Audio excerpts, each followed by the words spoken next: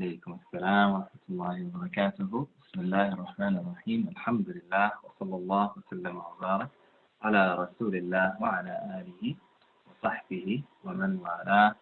Welcome, Purify Your Gaze community, for today's monthly session, a little bit different than our usual office hours. And welcome to our guest audience on YouTube as well, who are joining from Ustadh Wadud's end. I received the invitation from there and are tuning in for this very special session, inshallah.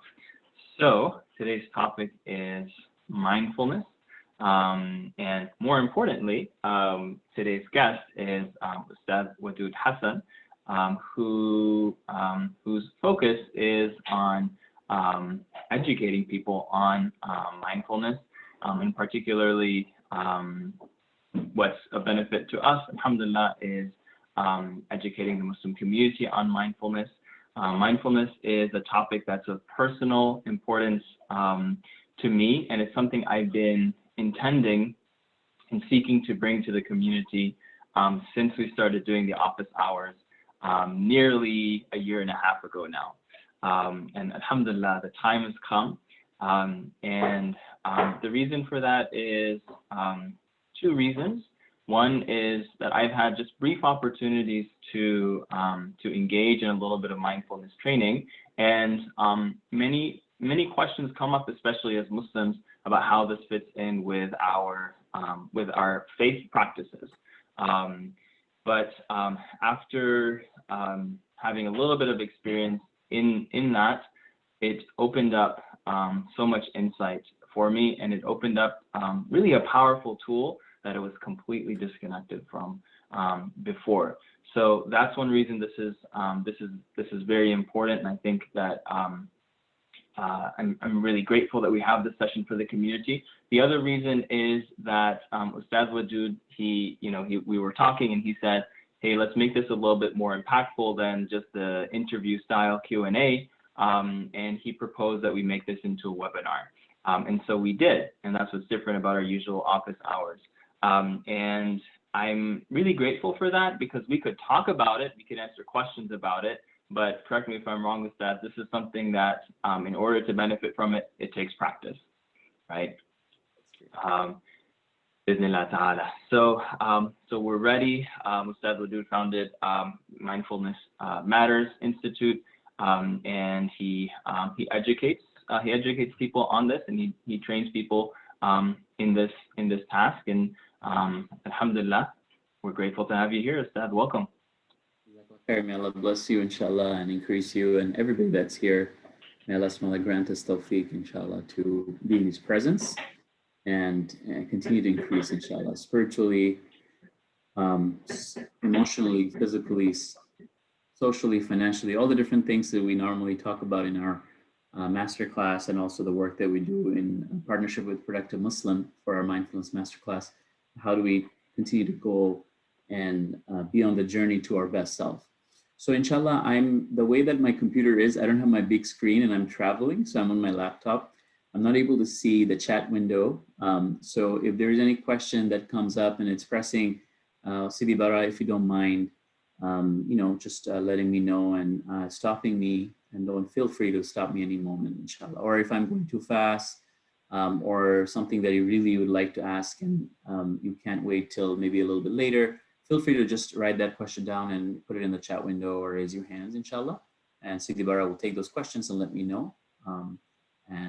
Inshallah, I'm looking forward to you guys benefiting from this session. May Allah make it a source of benefit. It is not from me or from anything that we have done, any tawfiq, nor guidance is from Allah subhanahu wa ta'ala. So always being mindful that, just giving away something very simple, but very, very important, is that mindfulness is nothing but the ability to, in the modern mental health mindfulness realm, mindfulness is about training and cultivating a sense of focus and presence in your mind.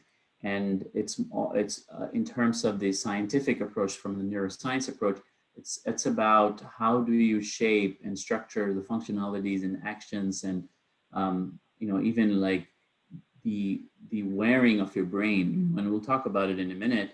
But in terms of that entire concept of becoming more mindful, and that entire effort that's out there in the mindfulness research field and the mental health field about training our mind, it's nothing but really practicing and learning to stay in a state of calm, state of focus, state of and just working with your distractions and coming back to just being present. And this concept of mindfulness, it is something that Allah subhanahu wa ta'ala has programmed in many, many things that we do. But the problem is that we do not do them intentionally. As Muslims, Allah subhanahu wa ta'ala has already given it to us. And Allah subhanahu wa ta'ala has given it to, mindfulness and this ability to focus on our breath, focus on the present moment, learning to calm our brain, learning to not get carried away. That practice, this entire practice of strengthening the mind, bringing the sense of calm into our mind. This is an effort, just like athletes when they work on their bodies and they're able to get really good, right? And you can't say, like, well, how come that athlete is so good and as Muslims, we're not able to catch up. It is about something that Allah subhanahu wa ta'ala has done in this world. That is, that Allah has given this ability, He's Ar-Rahman, and He has opened up certain capacities to everybody, regardless of whether they believe Him or not. Allah subhanahu wa ta'ala has given people air, Allah subhanahu wa ta'ala has given people water, Allah subhanahu wa ta'ala has given everyone this ability to bring this sense of physical well-being, and even through mindfulness, this mental well-being. But one thing that is missing is that even with all of that, what matters is that how do we have not just well-being in this world, but also well-being in the hereafter? And also that mental well-being that we cultivate, what do we do with that mental well-being? Is it just for us to get more of this dunya, or is it for us to get also the pleasure of Allah subhanahu wa ta'ala, also the hereafter? So it's not just that, the mindfulness is something that, that we do only to benefit ourselves, but it is something that we do for the sake of, as Muslims, for the sake of our pleasure of Allah subhanahu wa ta'ala, for cultivating not just our mind for this world, but also to come back to His presence. So that's something really important to think about. And we start the session by just making an intention that may Allah subhanahu wa ta'ala make this a source of us coming closer to Him, becoming more mindful of Him, becoming more mindful so that we can use that to be of benefit to ourselves and be closer to Allah subhanahu wa ta'ala and closer to our better self, And that intention that we're making right now, that intention changes everything. Because, one of my scholars, one of my teachers used to say that it's not that this ummah has like bad intention, but a lot of times this ummah doesn't even have any intention. We're not even with any intention. So having a sense of intention, when you like, this is my intention. And what is that doing is that you're asking, intention also opens up, intention is a sense of mindfulness. As soon as you are making an intention, you're being mindful in the moment. Like you're not just eating and watching something and thinking about what's going to happen next and not focusing on this beautiful blessing that Allah subhanahu wa ta'ala has given you right in front of you, the food. And you're not able to have that mindful moment with your food, for example, without an intention. If you made an intention, then you just make an intention and you say, I'm going to eat so that Allah subhanahu wa ta'ala gives me nur, gives me energy through this food, gives me shifa with this food. And that entire, eating with that intention becomes a source of ibadah. So intention changes everything, because intention is a form of mindfulness. Intention is a form of micro meditation. I call it micro meditation. You're meditating for just that split second, just that few seconds to say, what am I making intentions for at this moment, right? So it's beautiful that Allah has given us this beautiful quality of intention, that we're actually returning to the presence throughout the day. We're returning to the presence throughout the different activities that we're doing. So inshallah, let's make an intention that make your best intention. And when it comes to intention, make like these wild intentions, like amazing, big intentions. Like I'm going to learn this session, and Allah, through this session, I'm going to, I'm going to get such momentum, such tawfiq, such guidance, such nur from you, that you're gonna keep on taking me forward to my better self, my best self. You like this intention opens up this sense of not just presence, but this sense of dua, this sense of opening between you and Allah subhanahu wa ta'ala. And Imam Ghazali rahimahullah said that mindfulness, that reflection, that contemplation in the moment, that mindfulness, it opens up a window to the divine. Imam Ghazali said that mindfulness opens up a window to the divine. And why mindfulness opens up the window? Because when you're distracted, that's the nature of this world. Distraction is the nature of this world. And when you're present, that's the nature of how we prepare and be in the presence of Allah and prepare for the hereafter.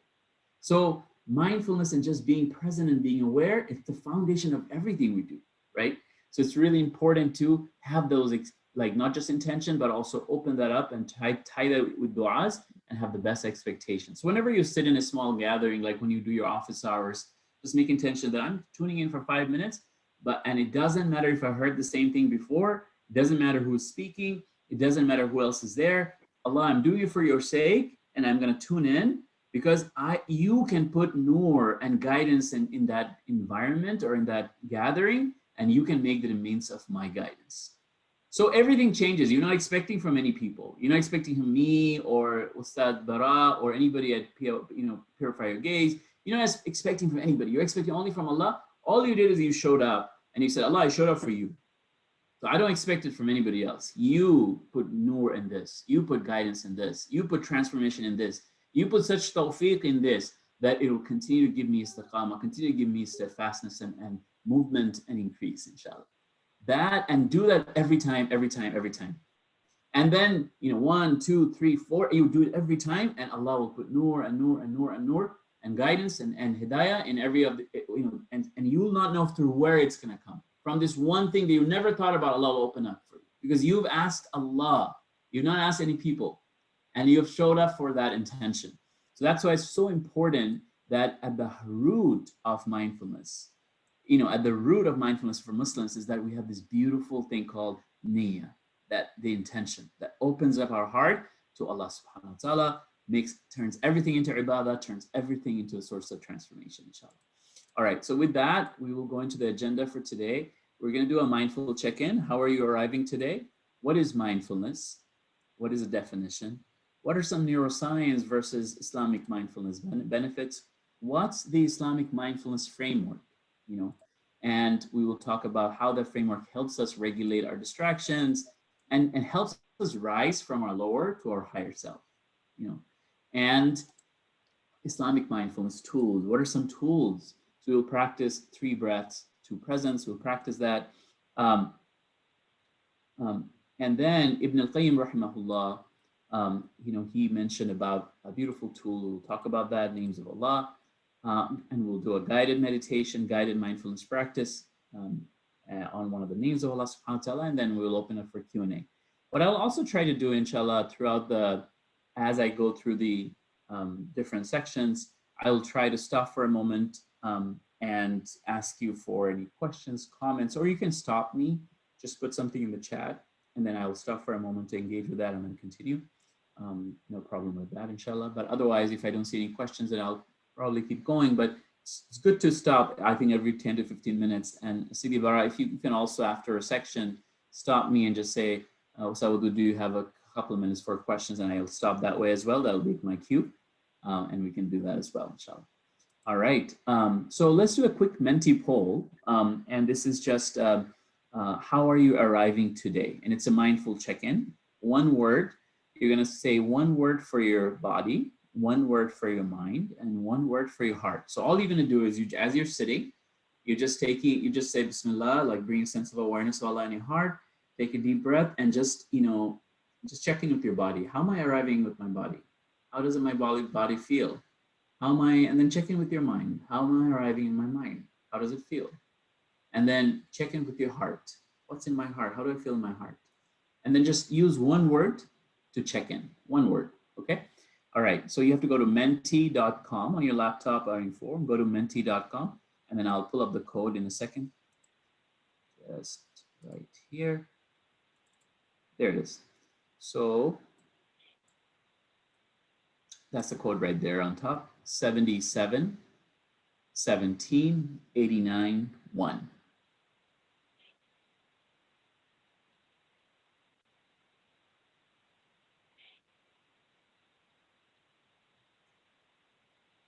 So go to menti.com and punch in that code, no space, 77 17 89 1. And then there should be 3 boxes.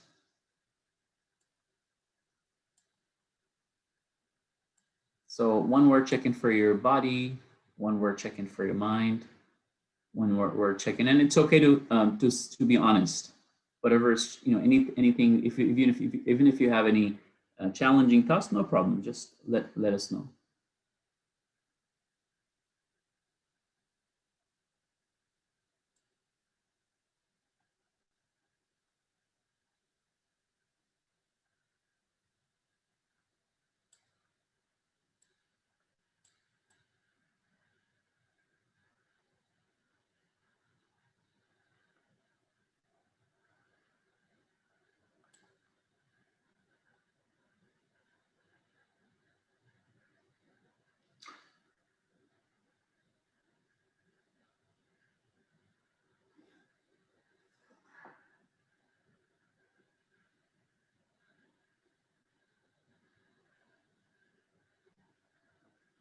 And the bigger words are usually what more people are typing. So more people typing a word will make it bigger on the screen. So we want to acknowledge both, anything that apparently looks good or peaceful, like for example, relaxed or good or curious. Peace, we'll definitely acknowledge them, but we also acknowledge anything that apparently looks challenging, like distracted, or like anxious. So we want to acknowledge both, and also acknowledge that we all feel all of these things at different times. You're not alone in feeling distracted, because we all feel distracted sometimes, right? It's just that how this world is. You're not alone when you're feeling anxious. There are times that we all feel that anxiety. We all go through times of stress. But alhamdulillah, Allah subhanahu wa ta'ala gives us this ability and tawfiq to also come out of that. And it's just the nature of this world. Sometimes we're good, sometimes we're not. Sometimes we have a good day, sometimes we have a little more challenging day. But all of that is khair and good for a believer, as long as in all of those times, we remember Allah subhanahu wa ta'ala. And all of those times, inshallah, we continue to keep coming back to Allah subhanahu wa ta'ala. And you're not alone in any of these things, because we all feel them as human beings. All the human beings, every human being has felt pretty much all of these things. That's just the nature of this world. In Jannah, there will not be any of these challenging things, right? But in this dunya, they will all exist. So also just taking a second here, let's take a moment of silence and just send a dua from your heart to everybody here. Everybody that is going through any type of difficulty or challenges, let's make a short 1 minute dua. Allah, open up their heart. Rabbi shrah li sadri, Allah, open up our heart. And let all of these things pass through, Ya Allah. And grant us peace and tranquility, and give us tawfiq to overcome these challenges and difficulties. So make dua for everybody, all of us, because we all go through them together.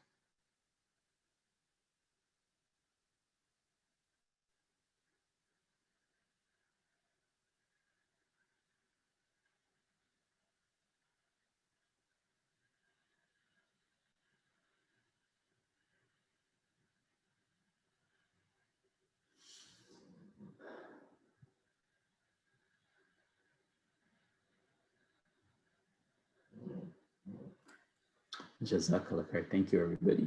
So the reason this is really important is because that awareness, that how are you even arriving in a moment, is the foundation for you. That awareness is the foundation for you to be able to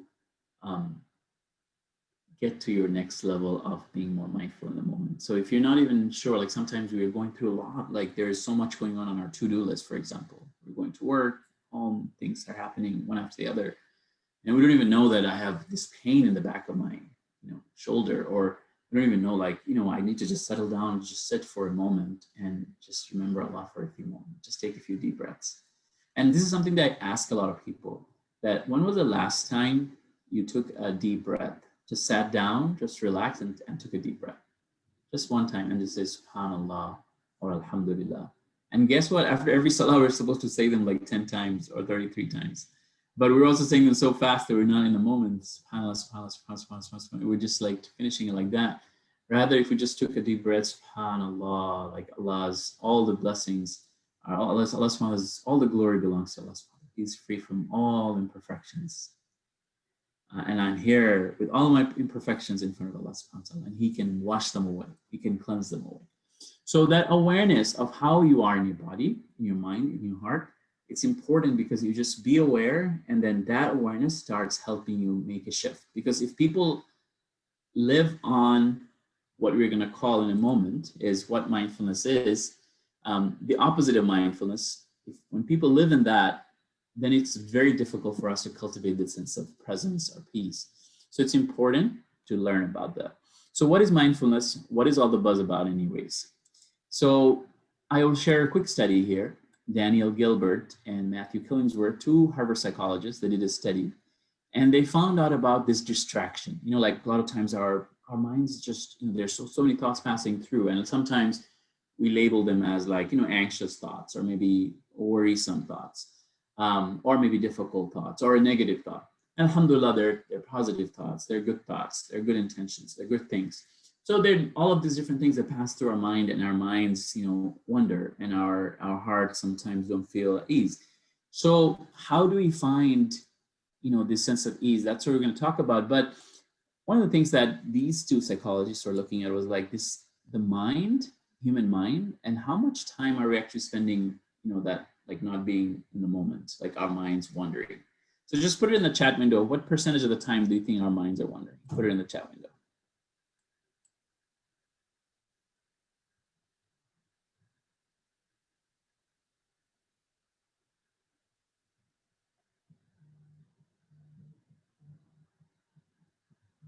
%, 75, 99%.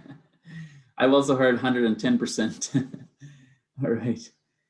So 90%, a lot, 80, 90. Lafia, look at Lafia, inshallah. 50% for female. Okay, I didn't see a breakdown like that before. But 95%, subhanAllah, subhanAllah. Yeah, so, yeah. Okay, Jazakallah. Thank you so much. It's always fun to see all these different numbers. So the study revealed that the percentage of the time our minds are wandering, it's about 47% of the time. So let's say about 50% of the time, okay? So about 50% of the time, our minds are not in the moment. Our minds are wandering. And why this study is so important is they also found that people, when they were talking about their minds not being present and their minds were wandering, they also had a lower satisfaction or happiness score. Meaning that when the minds are not just focused or present, it was all over the place, they also had a lesser sense of well-being, lesser sense of mental well-being. And when their minds are focused and it was present, they had a greater sense of well-being. So that study also found that a wandering mind is not a happy mind. We're not talking about intentional wandering, like, you're sitting down and you're just wondering like, oh man, the last time I was in front of the Kaaba. That's a beautiful mind wandering, right? You're wondering your heart and your mind and you're in front of the Kaaba. Or that last time I went to Medina, I was in front of the Rawda. Oh, subhanAllah, salli ala Sayyidina Muhammad. Beautiful. Or the last time I was on a vacation and I was by the ocean, like, oh man, that was amazing. Like, just sitting and thinking about that, just kind of revisualizing that. Yeah, that's great. But we're talking about minds wandering when you're supposed to have a sense of presence and flow, like you're trying to do something important, a project that you're passionate about, but your mind is not there. Or you come home after work and your spouse or your child runs up to you and you need to be there to really be with them, but your mind's all over the place. Or perhaps when you get to your salah or your prayer and your mind's wandering, or you're reading the Quran and your minds are all over the place. So those are the times that we need to learn how to focus our mind, how to learn to focus our mind. So this is really important study that we talk about to understand that we're living, as human beings, we're living like half of our awake life not being present in the moment. So half of our awake life, we're not there. We're not where we are. You know, we're somewhere else. So this is something that we have to think about. It doesn't mean that we have to be here all the time. And as human beings, we will have those mind-wandering moments, but it means that we cannot just live on our entire, like half of our life like that. We have to bring sense of intention, like we talked about, sense of presence, sense of focus. And about 70%, one of the studies from Gallup, 70% leaders report regularly unable to be attentive in meetings. So 70% leaders, they say that they're not really there and sitting in the meetings, but they're not really there. They're not being able to pay attention. Their mind's all over the place. There's so much going on, one meeting after another, one thing after the other, you know, from even a professional sense. And only 2% of those leaders regularly make any time to enhance their personal productivity. Okay, so very few people are actually doing anything about it. So I want to congratulate you guys that even though you guys have come here and you're thinking, I'm not sure, like I'm curious, and I really like that word curious, you know, when someone said I'm curious, because curiosity, you know, in the sense of ilm, or in the sense of knowledge, in the sense of iman, that being curious to learn more, to be open, you know, it opens up our heart. That Allah, I have this sense of, you know, I want to be able to learn. I want to learn what it's about. So that curiosity and openness, it's beautiful. So 2% people take time. So majority of people don't even take time because they don't have time. They're just living on that like one after the other, right? So I want to congratulate all of you that are here, that you've taken the time to be here.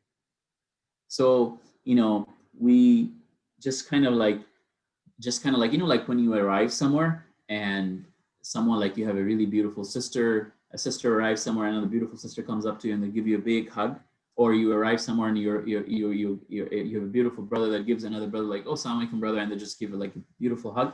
So I want to say that, you know, let's just kind of think about that. At COVID, we're not going to be able to hug each other, but, you know, just like think about this hug like you're having, like you put your hands like this, you know, like as if you're hugging each other, and they're just like, you know, as if you're hugging each other and giving each other this like sense of strength, like Bismillah, you know, inshallah, you're here. Thank you so much for being here. May Allah bless you. You know, like that sunnah, that the hug of the Prophet like Amr ibn al-As said that the Prophet used to embrace the worst of us. And he used to embrace us, you know, and until our hearts would get soft. So just with that hug, like even before the person said anything, that hug just like did the magic, right? Like he just hugged them. And it's beautiful that when our skin touches, you know, like when our skin touches, you know, when you shake hands, the Prophet used to shake hands with people and he would not take his hand away until the other person would take their hand away, you know? So beautiful for him to be able to give himself to other people like that. So, and when you touch someone, you know, that your spouse, your kids, you know, for sisters, when you're hugging each other, brothers, when you're hugging each other or shaking your hands, that shake or that hug, it releases oxytocin in the body. It brings that sense of warmth and safety and security in our body. It's beautiful. So just kind of giving yourself that encouragement that I'm here, my brothers and sisters. Alhamdulillah, I made time. Like there are 98% people don't make time. And Allah gave me the ability and tawfiq. Alhamdulillah, amazing. I'm here. Don't worry about what have I learned, what I'm going to practice. Did I get anything out of it? Don't worry about that. Just being thankful that you're here. And when you're thankful to Allah, that Allah, you brought my body and brought me here. So just like that ideal things that we're talking about and the ideal things that we're talking about in terms of where I want to be my best self, if you brought me up to here, you can also take me up to there. So alhamdulillah, Allah, thank you for bringing me up to here. You take me up to there as well. This is what our teachers taught us, our scholars taught us. When you come to Salah with your body and your mind is not there, you're just going through the motion and you're like, oh man, I can't focus. Just tell Allah subhanahu wa ta'ala, thank you, alhamdulillah, for bringing my body to your service. Thank you for bringing my body to your service. Thank you for bringing my body to your service. Well, Allah, just like you blessed me to come to your presence with my body, please bless me to be in your service with my mind. So always thanking Allah, and not always beating yourself up. It's okay for us to take a muhasabah, to be accountable. Like, oh, how did I do? That's okay. But don't live your life on that all the time. That's for a few moments of reflection. That's not for you to live your 24 hours on. You follow? Muhasabah is not for 24 hours. Muhasabah is for a few minutes every day. Okay, and you write down what you did and what you didn't, and what are some things you could do. But muhasabah is not for you to do 24 hours all the time. Meaning, like it's okay to be aware, but not to beat yourself up in that sense. Okay, so it's really important to be thankful to Allah for whatever blessing He's giving you now, and while looking at what else you need to do, don't forget the blessing you already have. That we already have the blessing of being here with each other, and that's a beautiful thing. Okay, all right. So some definitions of mindfulness here, all right? Some definitions of mindfulness here is going from autopilot to aware. This is one of the definitions coming out of Search Inside Yourself. This is a program, mindfulness training program that started at Google. So for Google engineers that were like geniuses from all over the world, they were amazing, but they still wanted to figure out like, how do we have this sense of focus? But they were all over their minds are all over the place too. They were on technology all the time, developing, doing all kinds of things on their computers, right? How do they be present? How do they be really there for each other? How do they really listen? How do they develop empathy? So they wanted to train their engineers to develop all of these beautiful qualities to have a better, more mindful, more compassionate, more empathetic workplace. And they found this program to be so effective for the employees that it not just caught on fire at Google, but SAP and Facebook and many other companies started joining, and then eventually the program went to like 150 cities, 50 countries around the world, became its own nonprofit. And I am certified in that program, Search Inside Yourself. So it's a beautiful program to kind of teach yourself how to become a mindful leader. How do I develop my character, my leadership through mindfulness? So one of the definitions from that program is going from autopilot, how we're living on autopilot, to aware. So let me check the time real fast. So when I start interacting and talking, I can take way longer than I have allotted myself on a slide. But I'll give you on chat. I'll just ask you guys, what's autopilot? Tell me what autopilot is. What's autopilot? What does autopilot mean?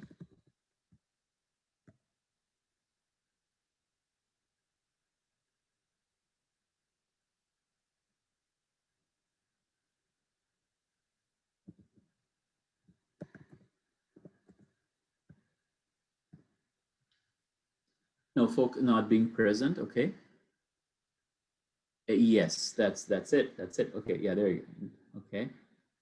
Without being mental present, automatic, engaging activities without your mind being present. Yes. Yeah. So Junaid said, not thinking, just doing by habit. Not thinking, just doing by habit. Right. So most of what you all said is true, but autopilot is just doing by habit. Right. And so learning to turn the autopilot off and learning to be present, learning to be aware. And this is important. And it's not that autopilot is bad, because autopilot, a lot of times is a blessing.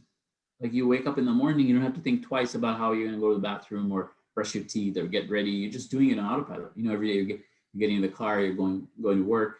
So the things that are our habits, it's beautiful that Allah subhanahu wa ta'ala has created opposites in this world, right? As long as they learn how to do them and keep them at their place. It's probably okay for you to be on autopilot as you're doing certain activities, certain habits, tying your shoes, whatever you're doing, right? It's okay, because you cannot be present in every little thing all the time. But there are times that you can also say, oh, Bismillah, now I need to arrive here, right? So we need to learn how to be able to also turn that autopilot off to be aware. But in terms of emotional control, just being on autopilot, or someone saying something, you just saying something back, someone snapping at you and you snap back, that's something that we definitely have to take a step back and say, oh, I just can't be on autopilot like that and responding to people. And that's also something that we have to learn. All right, so another definition from Dr. John Kabat-Zinn, who's one of the pioneers in the mindfulness work here in the United States. He's at the University of Massachusetts General Hospital. He's the founder of mindfulness-based stress reduction program, that when patients are not able to reduce their pain, even with medicine, he took in late 1970s, he took a group of patients, started researching on just like, how do we train our mind to calm ourselves and reduce our pain? And there was a significant improvement on reduction of people's pain level of pain and the perceived level of pain just by practicing mindfulness. And he created an entire program from that point on, did some other research, and now it's at hundreds of hospitals around the world. So he's one of the pioneers in the mindfulness work. So his definition is the focusing in the present moment with purpose. Remember that intention that we talked about, right? That ties so beautifully here. And no judgment. And this no judgment, this comes in the mindfulness field. This is very big, not judging, so that we don't get carried away with all the judgment. Like something happens to you and you're just judging, like, why does this happen to me? Or why did this happen to me? So judging the situation, right? And we know that Allah subhanahu wa ta'ala talks about this in the Quran, that you think of something as good, but you don't know whether that's good for you. You think of something as bad, you don't know whether that's bad for you. Allah knows better. So this is something really important to remember, that judging everything that happens to us, like as good or bad, we have to take a step back and say, Allah subhanahu wa ta'ala only gives me what's best for me, right? Every situation is good for a believer. And how what my duty and responsibility is, how do I show up in this moment?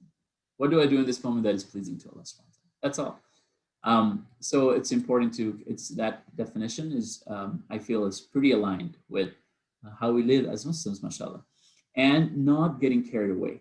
Something like a, mainstream definition of mindfulness, just not getting carried away, being able to learn to be aware and being present. So those are some definitions. Why mindfulness? Does this really work? Does mindfulness really work? So there has been a lot of research. The reason that I personally came to mindfulness initially was because my graduate studies was in leadership and organizational development. So I studied about a few dozen leadership theories, and I wanted to get certified in one or two of them. And to me, the mindfulness and emotional intelligence really resonated with me, because I saw that there was all these amazing peer-reviewed, research, validated research, and that's coming from kind of like this brain and behavioral science. That because of the tools that we have at our disposal, functional MRI scan, that they can put you under a functional MRI, and as you are just kind of like breathing in and out, you're meditating, they can see what happens to your brain. They can see that as they show difficult images, or as they make some loud noise, as they do things that make people startle or feel anxious or worried, how by practicing mindfulness, it can help calm your brain. Or by practicing gratitude at the moment, how you can kind of find expansion. Or practicing empathy, what does it do to your brain or your body? So because I saw these beautiful kind of connection that this field is showing us from our own body, to me, they were just like ayat, they were the signs of Allah subhanahu wa ta'ala in our body. Like these are ayat, these are signs of Allah subhanahu wa ta'ala in our body, and we are, alhamdulillah, has given us the ability to study some of it. To be honest, most of the scientists will tell you after an entire, months of research, millions of dollars of studies, will say, oh, these many questions still remain and we need more studies on this or that, right? So it's just an evolving thing, and we're just trying to see a little glimpse of this and that Allah subhanahu wa ta'ala has placed in our body. And even that is fascinating, but just letting you know that, there are so much that we do not know, right? We're just scratching not even the surface. So it's really important to know that we don't base, as Muslims, anything that we do just on science. Science is a signs. Science to me are signs of Allah subhanahu wa ta'ala and the way that Allah subhanahu wa ta'ala created this beautiful world. But they're not, necessarily conclusive, meaning like they're always evolving, and they're not divine. They're not free of error. Only Allah subhanahu wa ta'ala and His guidance is divine. So this concept of neuroplasticity is really important here. That neuroplasticity is the concept that there was a time just a few decades ago, people thought that once we become adults, our brains cannot really change in a meaningful way. Once we become adults, our brains are kind of set. It cannot really change in a meaningful way. You become 25, beyond, that's it, man. You've got the brain that you've got. And that has changed in the last few decades of research showing that what you pay attention to, you can learn to pay attention to something positive or something negative. What do you pay attention to? How you react, how you think, how you act, and what you practice every day. It doesn't only change the functionalities of your brain, like it makes you either more patient or less patient, more grateful or less grateful. It doesn't just change those functionalities in the brain, but they literally change the structure of the brain. They change the structure of the brain. That was fascinating to scientists, because it's not just like you can keep shaping your brain even as an adult. You can keep, firing those neurons to connect and make new neural pathways and build new habits even as an adult. Like when you hear like the 70-year-old uncle that memorized the Quran, right? Like, how did he do that? Like crazy. It's all about that continuous practice, and that, to me, that goes back to the hadith of the Prophet ﷺ, that the most beloved actions to Allah subhanahu wa ta'ala are those that are small but consistent. That small and consistent, it really is the game changer here. Like Harvard did a study on mindfulness, and they just took executives that were like busy all the time, stressed all the time. They were like, high flying like jobs. And they took those executives for an 8 weeks program, and they kept measuring, their brain. And they saw that within 8 weeks of just every day for 20, 30 minutes of practice for 8 weeks, it's increased the gray matters in their brain. It was like, like it was just, if you think about like how much, for 8 weeks, it was very significant. It was like, very, very, very, very little, very, very small increase. But that increase is very huge in terms of just 8 weeks. Like, okay, well, you can actually literally increase the gray matters in your brain. So that was amazing, right? So neuroplasticity is our ability to change and shape our brain. Like, oh yeah, my brain is worried. No, you can change. Allah subhanahu has given you the ability and tawfiq that you can change that. My brain is on certain thing and I can't change. No, you can change it. This is what Allah subhanahu has given you, this ability. And this is beautiful news for us, that if we can continue doing something, Allah will bring us back. Allah subhanahu will bring new pathways for us. It's literally, وَمَن يَتَّقِ اللَّهَ يَجْعَلْ لَهُ مَخْرَجًا, that when you are conscious and mindful of Allah, Allah will make ways. Allah will literally make new ways for you in your brain. Sometimes we're thinking that ways are going to come from outside us, right? There are going to be a lot of ways opening for us, a lot of windows opening for us. And when we think about that, we think about doors and windows outside, right? Or path that Allah will open in life. But we don't know that path is literally being opened in our brain. It's amazing that when you continuously come back to Allah, mindful of Allah, come back to consciousness, awareness of Allah subhanahu wa ta'ala, He opens up new pathways for you. Not, a lot of different ways. Brain is one of them. They have not even begun to really study the heart. There is actually a beautiful connection between the mind and the heart and the gut. We'll talk about that in a minute. So this is one of the studies, neural mode of emotional regulation. Okay. So a lot of times we feel like, oh, I don't have any control and I lose control. And someone talks to me and I lose my patience. Or when, I get distracted, I lose my focus. And I give in to, one of my habits. How do I come out of that? Right? Like sugar craving, for example, right? I give in and I'm not able to come out. So this is what basically this model is. This neural model of emotional regulation shows that whenever you are distracted, you're distracted, or whenever you have this sense of like, some type of like you're distracted, or you get into a sense of fear or sense of anxiety or sense of arousal, whenever you have those things, it is related to the emotional center of the brain. It's in the red, it says amygdala, emotion. So in that emotional center of the brain, the limbic system, the emotional center of the brain, amygdala is called the siren of the brain. It basically flares up. It basically, goes into a fight, like, okay, fear, anxiety, arousal, fight it, or flight. You try to get away from it. Somehow you try to find a release from it, or freeze. You just kind of like, you don't know, you just give in. You don't know what to do, right? So this fight, or freeze response happens when our emotional center is activated in the brain, all right? But guess what? Allah subhanahu wa ta'ala has given us, a beautiful system in the brain. So the prefrontal cortex, which is called the rational part of the brain, which is like right below, like for Muslim circles, they always say it's like right below, right behind our forehead. We're making sujood with, right? So Allah subhanahu, that part of the brain is what makes us human.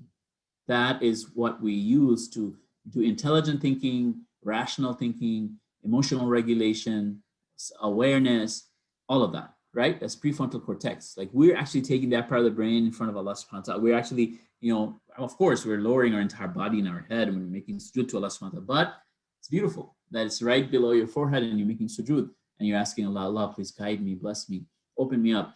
And this, when you practice mindfulness, what mindfulness researchers found, as you're taking a few deep breaths, as you're trying to just really be in the moment, and you're training your brain to be calm, to be present, to be in the moment, you're practicing that meditation or different forms of practices and trainings they have for that training your mind, they found that automatically there is a stronger communication between your rational part of the brain and your emotional part of the brain.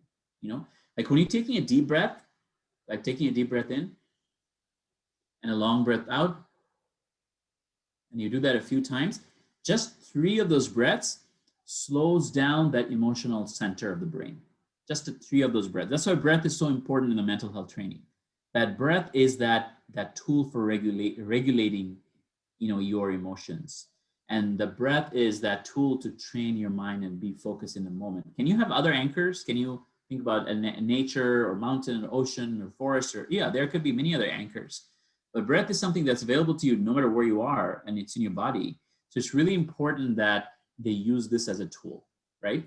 And as soon as you take a deep breath in, it activates your parasympathetic system, meaning the completely opposite to the fight, flight, and freeze response. It gives you a sense of safety, same sense of calmness, you know? So that's how this mindfulness training is so important, that as you're practicing mindfulness, it opens up that communication between your emotional center and the rational center of the brain. Okay, and when it does, then you can down-regulate the emotions, down-regulate the distractions and temptations. And this study by Brewers and his colleagues on mind wandering, I don't want to bore you with too much, you know, like scientific jargons here, but just real fast, this is so important because they were placing a few people that, you know, practices mindfulness and meditation every day versus people that never practice that. And they put them to these 2 groups, they're comparing them, and they put them under functional MRI, and they didn't tell them the study has begun already. And those people just under the functional MRI scan, they were waiting for the study to begin. As they're waiting, they're already being measured. They didn't know that. They're already being measured. And they found that people that regularly do mindfulness practices, meditation, and they do it regularly, the activation in a certain part of their brain, they call it the default mode network. And the reason they call it DMN is because they found that that is the part of the brain that's associated with mind wandering. Like when your mind is all over the place, that's the part of the brain that's activated. And they found that people that don't practice any type of mindfulness work every day, their minds are all, that DMN network was like flaring up. It was like active, right? During that, just waiting for the test, their mind's all over the place. And other people that practice it, you know, the other group, they were more calm, there's less activation. They were even in the moment even before the test began. You know, so they found that this mind wandering, DMN, which is in the brain, you know, it is related. They found that there is a huge connection to mindfulness and mind wandering. Practicing mindfulness, practicing meditation, practicing, you know, our Islamic ways. We will talk about different ways of, you know, like Imam Ghazali said, there are various ways you can do mindfulness, right? He said to read Quran every day, make your du'as every day, do your athkar or tasbeehs every day, sit down and do your muraqabah or meditation reflection every day. These are different things that Imam Ghazali said, for example, right? Or if you're not doing any of them and you're just doing your salah, that's also just you're going for your wudu. Even that could be a meditation, moment of meditation for you, just doing wudu or just doing salah. But how can we do that with more purpose and more presence? That's what's going to be really the game changer here.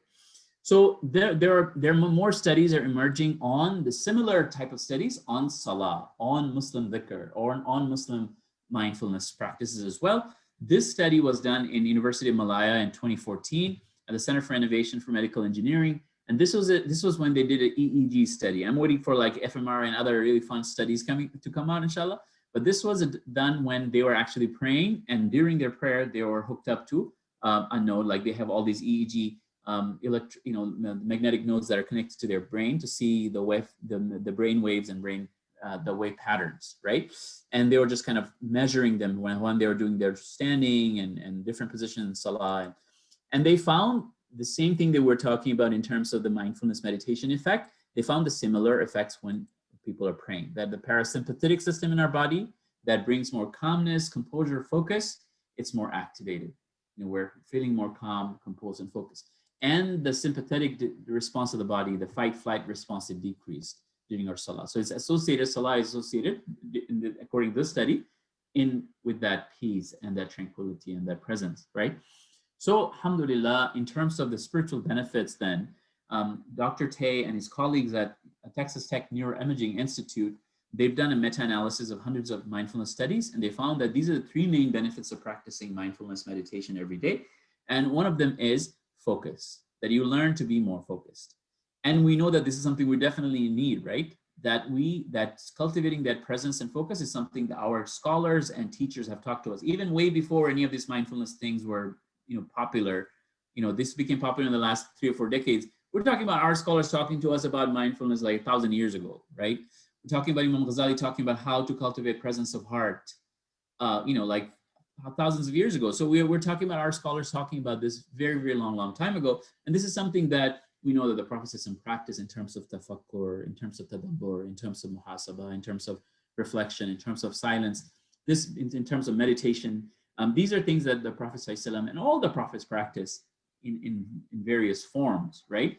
And they're all culminated into our ibadah, but we sometimes, because we're not trained on them because we're not trained on that internal piece of how to cultivate that presence, sometimes we do them in a ritualistic way and we don't reap the full benefits. The difference was that the prophets, the Sahaba or the scholars, they were also that were able to fully benefit, were able to fully also be there with their mind, with their soul, with their heart. So the focus is so important that, for Salah, for prophetic, for emotional regulation, so important in terms of our akhlaq, our emotional regulation, right? Self-awareness is so important, for example, to have empathy, to understand how am I connecting with other people. So they're all related. We have those neuroscientific benefits, but we have the spiritual benefits as well. And this for Salah, for example, like we see that the Prophet ﷺ, one of the ways that he found this immense sense of peace and tranquility was through Salah. And when he stood up at night in front of Allah subhanahu wa ta'ala to refuel himself, right? And the Prophet said that the delight, that peace, that coolness, that that you become so peaceful in that moment that you find this sense of coolness in your eyes, like this delight in your eyes is in Salah. The Prophet said it's beautiful. So this is how we need to be, inshallah, and we need to cultivate that. But how do we cultivate that, right? How do we cultivate that? And that's where we're going to share a few tools, inshallah, and open it up for Q&A. Let's see, is there any questions so far? What questions do we have so far?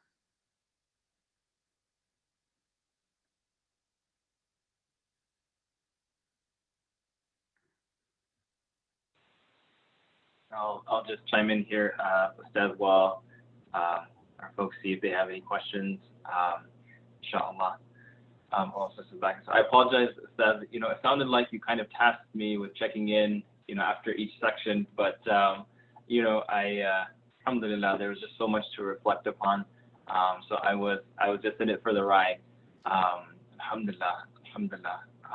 So while these are coming in, I won't get too carried away with my comments, but I just want to thank you for carrying us so far through through this journey, and looking forward to seeing what else we have to learn here.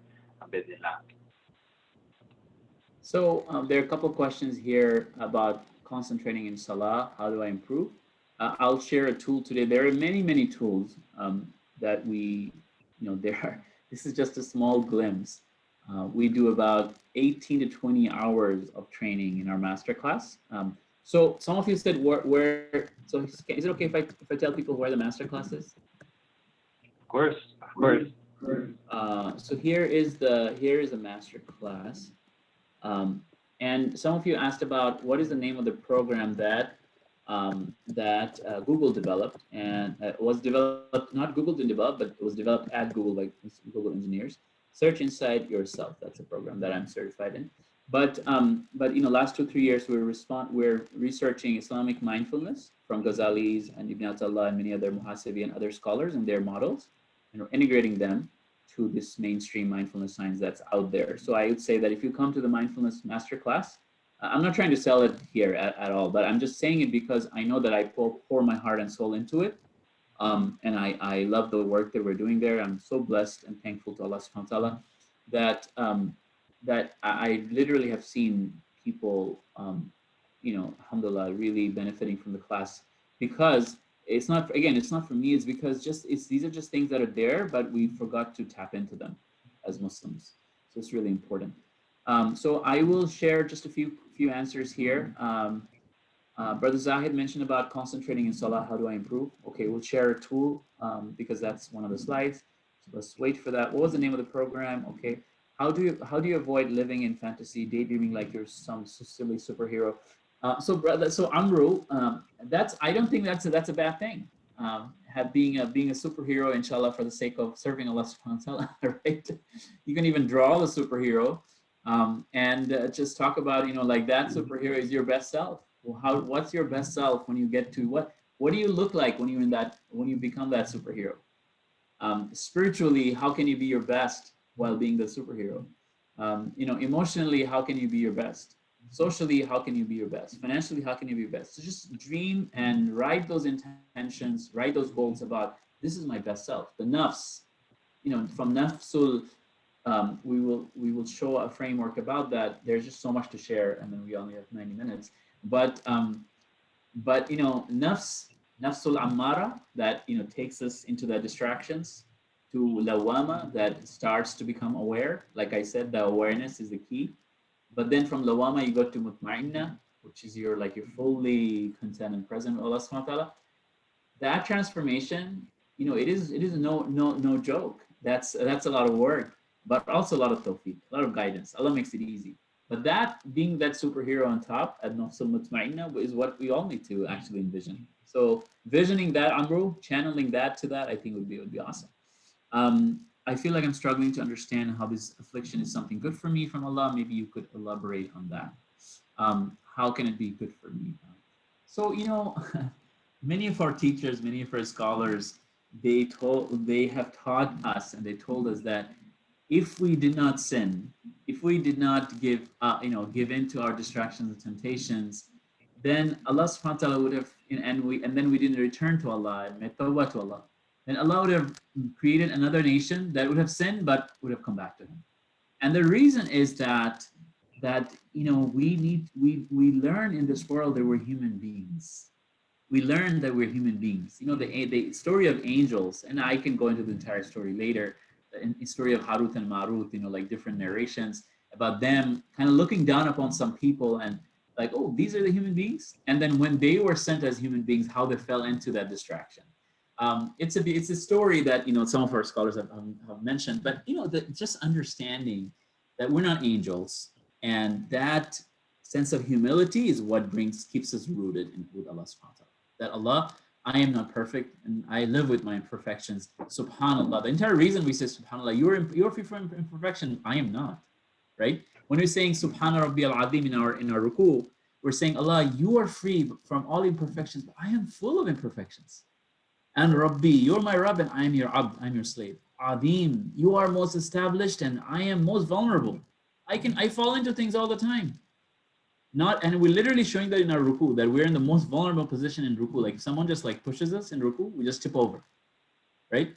And in ruku, we're actually mirroring Allah subhanahu wa ta'ala, Subhana Rabbi al-Azim. We go down to sujood and we're saying the same thing. Subhan. Why are we saying Subhan? Because you are free from imperfection, not me. So knowing that, so our scholar said a sinner who has humility about who they really are is better than a good doer who is proud, or arrogant, thinking that they have done all the good. So sometimes we don't know if we didn't have that shortcoming, where we would be, what we would have done that would have taken us away from Allah subhanahu wa ta'ala. We don't know. So even in shortcoming, we tell Allah subhanahu wa ta'ala, this is a struggle, and I'm gonna embrace that struggle for the sake of try to come to my better self, try to come back to you, inshallah, and Allah subhanahu wa ta'ala will bring us out. We will just keep returning to Allah subhanahu wa ta'ala. I thought it would stop after become okay. So what's the link between mindfulness and surrendering to Allah subhanahu wa ta'ala? Mindfulness of Allah, the entire Islamic framework is coming up. So let's go into that, inshallah. Here's a mindfulness framework. When we get a chance, inshallah, we had some members send in questions ahead of time, and I can sum them up pretty quick. It's just on two issues. So when we get a chance, inshallah, I just want to acknowledge those members, inshallah. Okay, inshallah.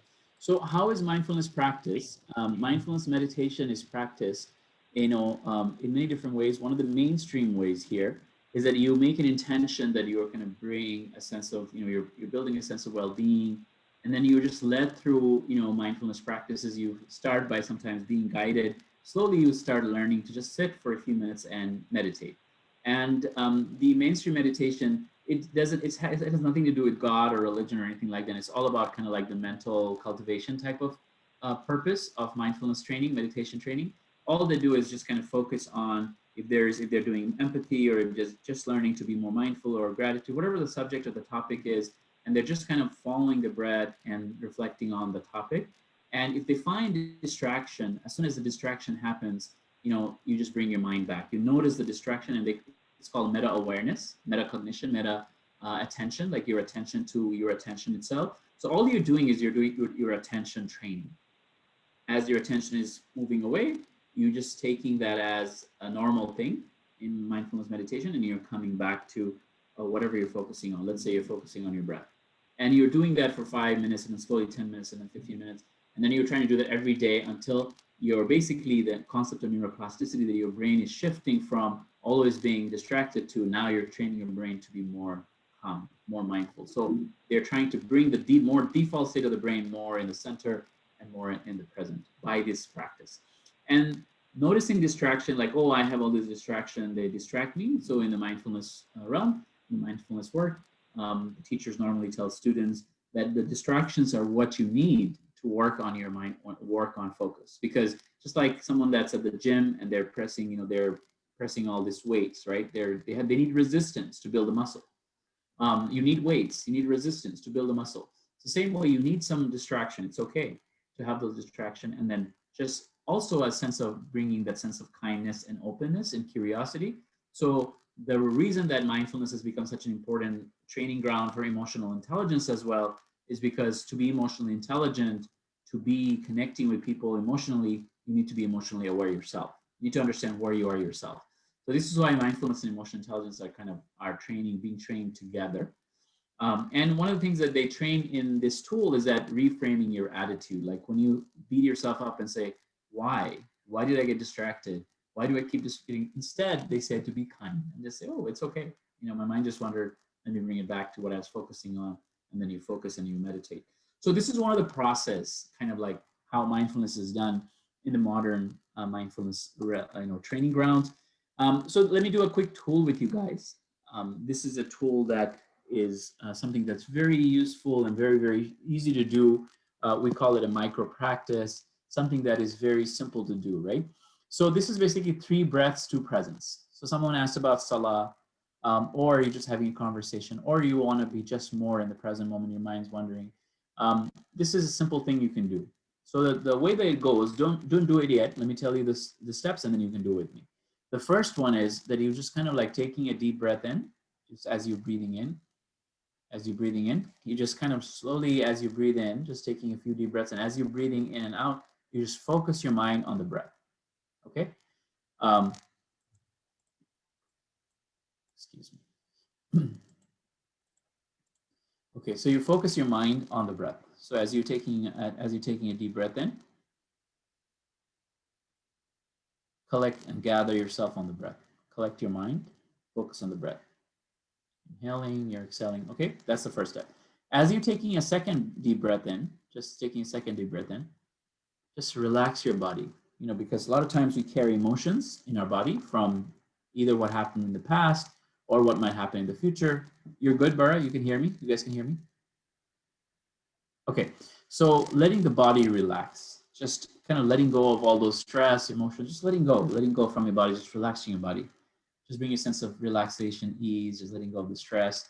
Your body has either been in the past or something you have to get to in the future. Just let go and just be here with your body. Be in this moment.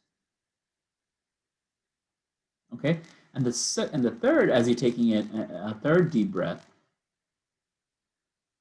and you take a long breath out. As you're doing that, you ask yourself in your heart, what's important now? What's important now? And my spouse is really important now. My child, and speaking to my child is very important now. Or some of the masterclass students, what they change that to is like, who's important now? When they're practicing that before Salah, to bring them back into that moment, they're asking, who's important now? So kind of like that sense of making that intention or being present in the moment.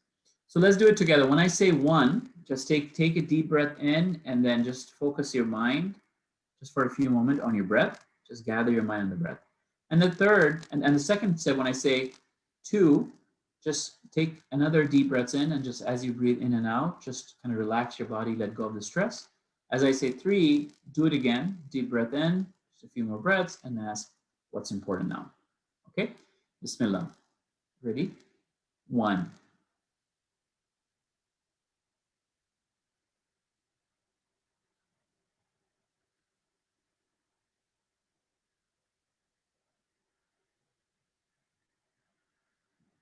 Okay, 2.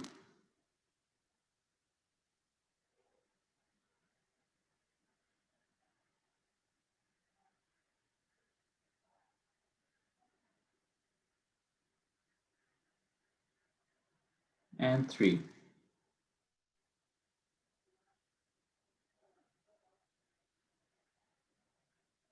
And that's it. That's it. What's important now? So I just want to ask you real fast, as you took those 3 deep breaths to focus on your body or your mind and just being in the moment, what's important now, did you feel any shift in your, did you feel any shift in your body? Did you feel any shift in your mind?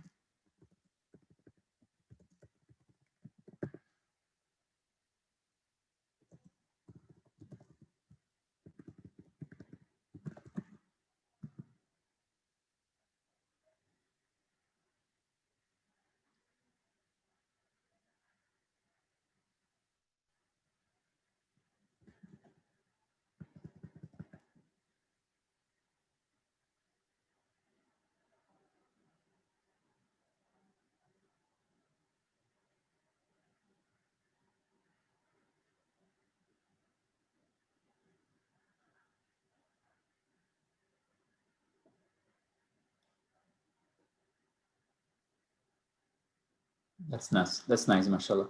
That's very nice. So seeing a little bit of shift in just a few seconds, that was like what, 30 seconds to a minute? So imagine what happens when you continuously or consistently do that for, you build that up. You build that up to like 2 minutes or 3 minutes. Jabir radiallahu anhu said the Prophet used to be in a state of silence for long periods of time.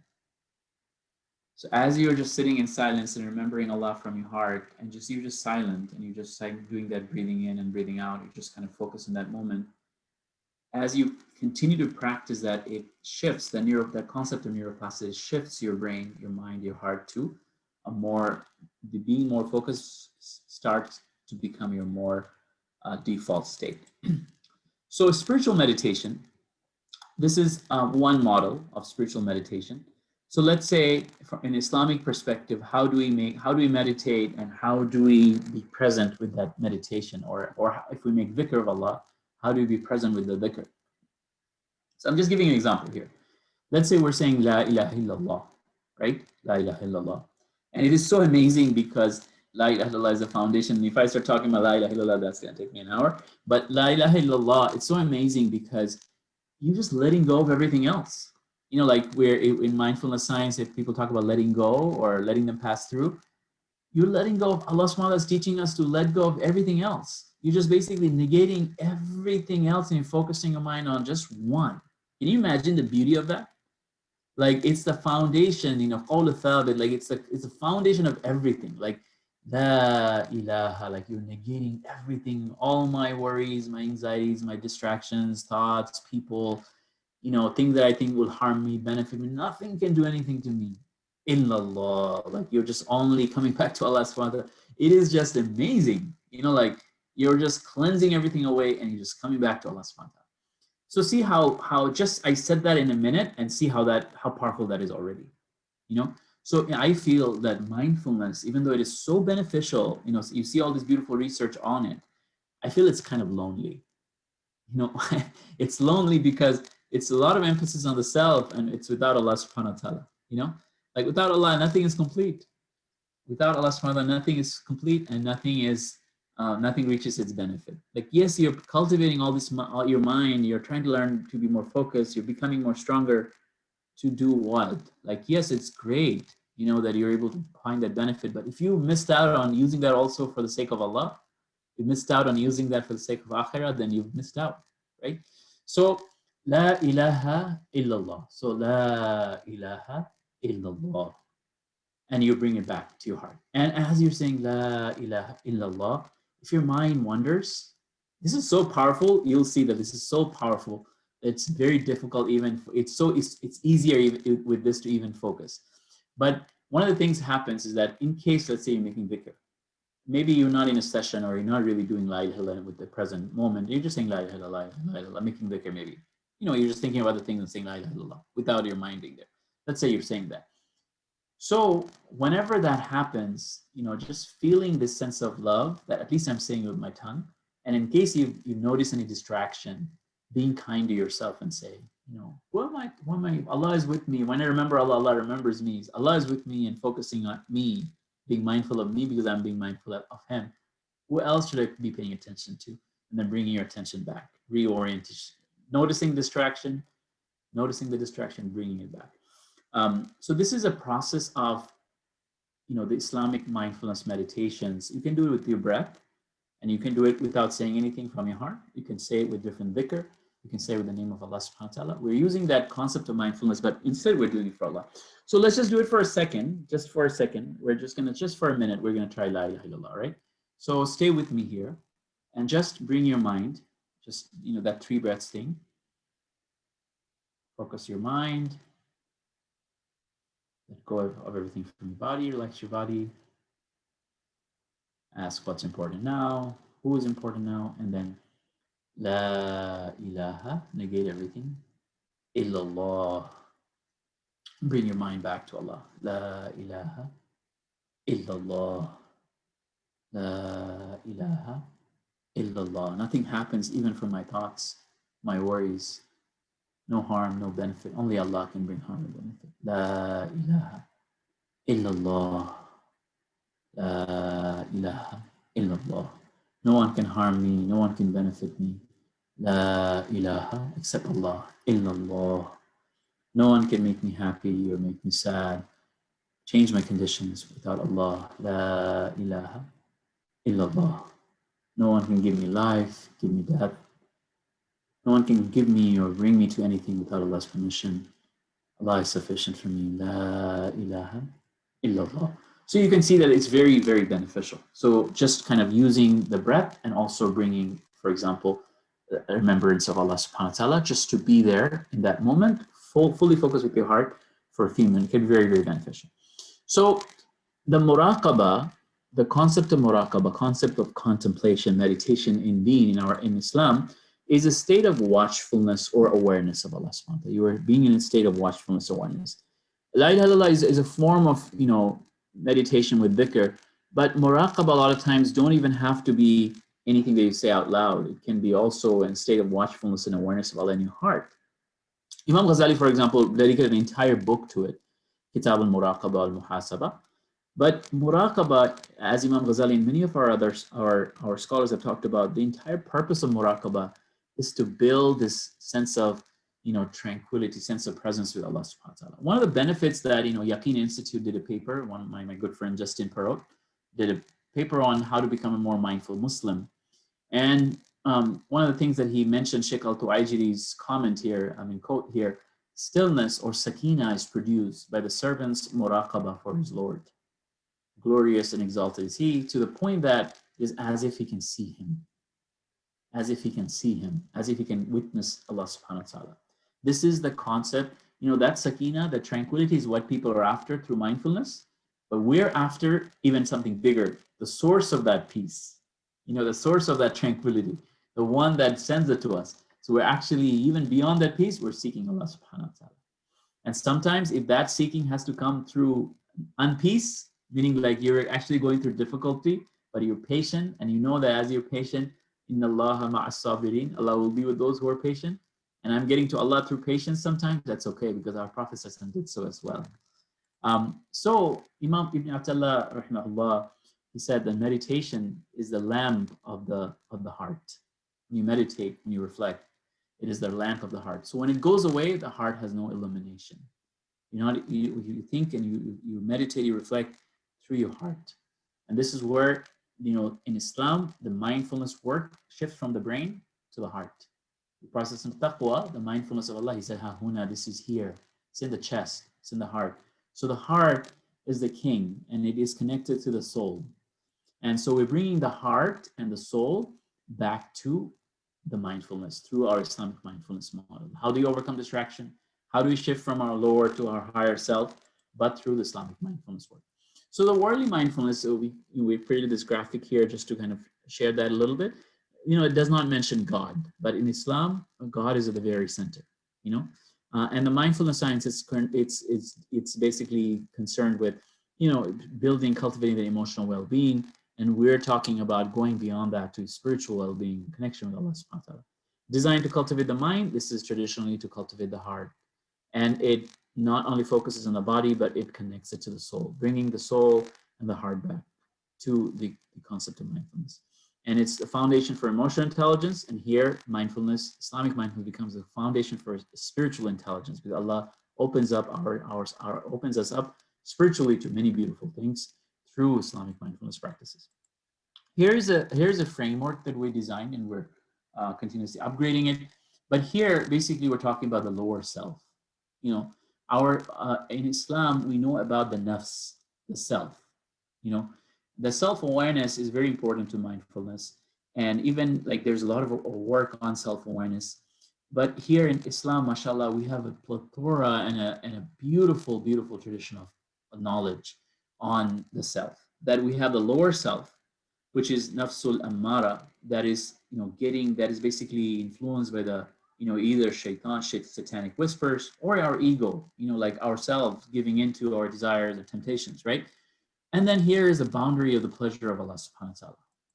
And then what happens is that when you go up through that boundary, you go into that boundary, you're starting to work on getting back to your higher self, where you have more of the presence and mindfulness of Allah and the influence of the angels and the prophetic guidance. So you've got the worldly distractions and temptations pulling you down, and then, which we all have, but then noticing that, okay, I'm getting distracted. Okay, I'm getting tempted. Okay, I'm getting close to an environment which is going to take me away from this beautiful boundary of Allah's pleasure. So noticing that, just noticing and saying, oh, I notice that's where I'm heading. That is the foundation. That awareness is very important. Okay, so for example, when we said mindful check-in, how you feel in your heart, in your body, a lot of times in our heart, when we feel this sense of insecurity, we feel this sense of, unfulfillment, we feel the sense of distraction, then we're checking in with our heart, our body, our mind. We sometimes, when we feel those things, we end up going away, end up moving away, end up kind of losing the straight path and giving in. So learning that, okay, if my heart and my mind and my body is doing this, noticing that, okay, now it's going to get me into probably some type of a distraction. Stopping there and returning and reorienting your attention, saying, my purpose, my peace, my tranquility, that fulfillment of filling my heart, my body, and soul lies only with Allah subhanahu wa ta'ala. Nothing else can fill me. They're just going to distract me for a moment, but at the end, what can really fill me is Allah subhanahu wa ta'ala. That is what is going to fill me. So now it's time for me to come back to Allah. So noticing, reorienting your mind, telling yourself that, hey, it's okay. As human beings, we feel that they're going to be the release, but they're not. We know that what happens, so that's why we come back to Allah subhanahu wa ta'ala. So mindfulness of God, mindfulness of Allah subhanahu wa ta'ala, it is rooted in that presence of Allah. Let's come back to the presence of Allah. Let's come back to my purpose. Why am I in this world? What am I doing? What is my purpose? Where am I going? And let's come back to practice. What is it that I can practice? If it's a 10 minutes meditation, 10 minutes of dhikr, just 3 minutes of just sitting and remembering Allah, or just going and making a mindful wudu and standing for salah, whatever it is that we can do in terms of practice, right? And it could also be nothing but just reflecting, opening your journal and writing down things about that superhero that you want to be, that best self, right? That we talked about. It could be many different things. It could be just going and playing with your kids. It could be just going for a workout and remembering Allah as you're working out, or just going for a run or a walk. It could be going and sitting in the nature and remembering Allah as you're looking at His beautiful creation. It could be many different things, but show up for that practice. Show up for that, what works for you. Show up for that. Don't go away from that. Show up for that and be present in that practice. That will build ihsan. That will build, what is ihsan? This spiritual excellence. That will build that beautiful quality of ihsan, which is presence of Allah subhanahu wa ta'ala. That will build ihsan, that you are going to be in the presence of Allah. You're cultivating the presence in this world, and this boundary right below, beyond this boundary is the hereafter. The eternal pleasure when we return to Allah, the eternal presence and proximity to Allah's Messenger ﷺ, that is reflected on how we live in this world. So how we live in this world is reflected in how we are going to be in the hereafter. Because we know that we're going to die in the way that we live, and we're going to be raised in the way that we die. So if we're always returning to Allah, Allah knows that we are always returning, always returning. It's okay for us to be distracted. It's okay for us to get, carried away, but learning to notice, reorient, come back to mindfulness of Allah in that presence, and remembering our purpose, that we are here to please Allah, we're here to serve Him, we're here to go back to our purpose, showing up for that practice, whatever it might be for you, and then building the ihsan, that sense of presence in whatever you do, you have the sense of presence of Allah. And if we live with presence in this world, inshallah, we'll be in His presence and pleasure in the hereafter, remembering that. Ihsan is something that we know from Hadith Jibreel, that it's worship Allah, an ta'budallah ka'annaka tara, that you worship Allah as if you can see Him, as if you can see Him. So the mindfulness of Allah, muraqabah, the entire purpose, Imam Ghazali, many other scholars mentioned, the entire purpose of muraqabah is to build ihsan, build that spiritual excellence, build that sense of presence, that you worship God as if you can see Him. So you can be in the presence of Allah, that as if I can witness Allah, like as if I can feel Allah subhanahu wa ta'ala. And if you cannot, then know that He definitely sees you. So know that you are in His presence. You're in His presence. So one of the ways to do that, one of you asked that, how do I build a mindful salah? Okay, I think we're over our time, right? So I have 2 more slides. Ustadh Bara, should we take 15 more minutes to finish them up, or should we close it up and maybe another session we'll address them, inshallah. We have just 1 slide about a tool on 5 names of Allah, and then I had a guided meditation on the name of Allah, Salam, to return to peace. Can everybody stay? Can you raise your hands, the participants, if you guys can stay for just a few more minutes?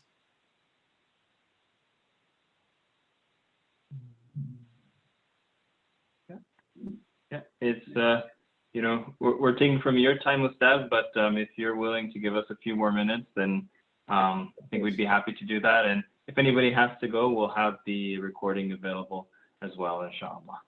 Inshallah, jazakallah khair. Thank you so much. No, of course, it's my pleasure to be here, and it's my honor to be of service to my beautiful brothers and sisters, mashallah. Ibn al-Qayyim rahimahullah, he gave us 5 names of Allah. Like, how do we cultivate that presence? So Ibn al-Qayyim rahimahullah gave us 5 names of Allah. He said, these are the 5 names of Allah. When you focus and reflect on them, you feel this sense of presence. You build that sense of mindfulness and ihsan of Allah. What are those 5 names? Ar-Raqib, Ar-Raqib, the one who's always watching. And Imam Ghazali mentioned, scholars that mentioned that if my Rabb, my Creator, is always watching, always ready to watch me, be watchful over me, why should I be watchful over anything else other than my Creator? So Ar-Raqib, the one who is being watchful over me. And Al-Hafid, Al-Hafid, the one who is always protects me, Al-Hafid. And then Al-Alim, the one who knows me, my struggles. He knows, and he still loves me. He still cares about me. He still remembers me when I remember Him. He still responds to my dua when I respond to Him. Even when I forget about Him, He still remembers me. That even when we forget Him, He still remembers me with all His blessings and and He keeps bringing us back. So Al-Alim, the one who knows. Be that is sudur, that He knows even in what's in the depth of our heart. And Al-Samir, the one who is hearing everything that I say through my heart. He can hear. I don't even have to move my tongue.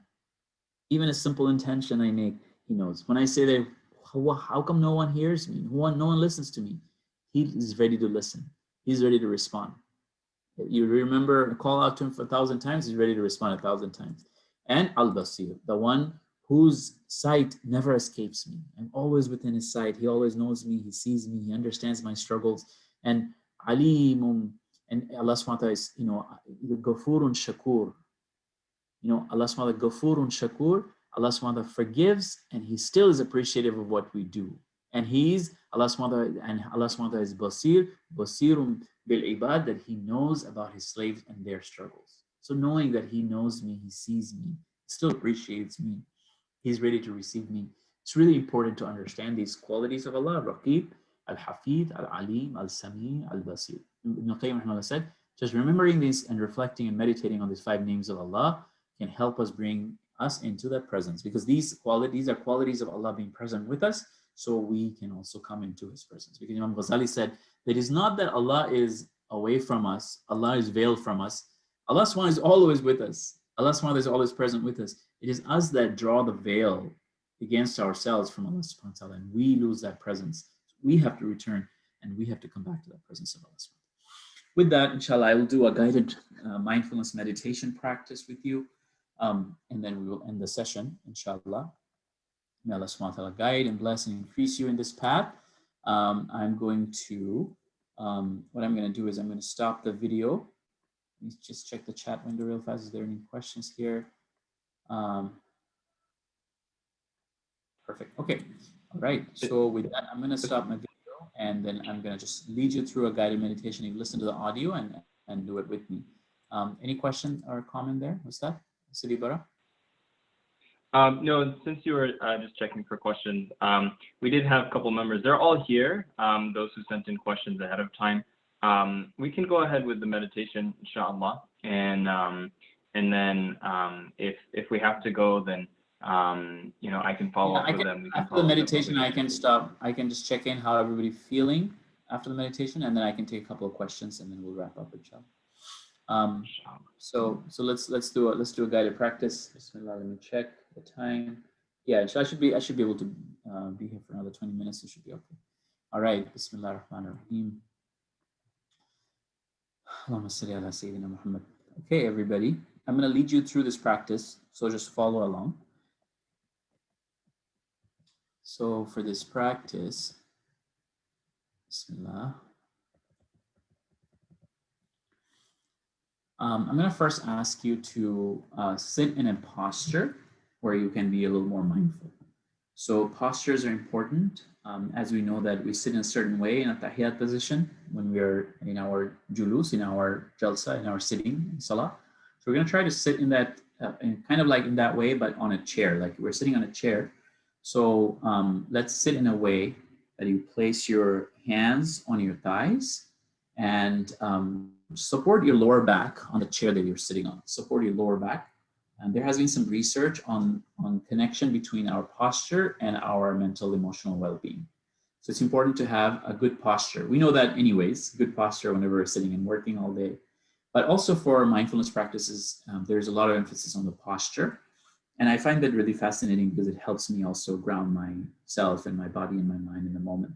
So supporting your lower back on the chair you're sitting on, yet lengthening your spine on the upper back.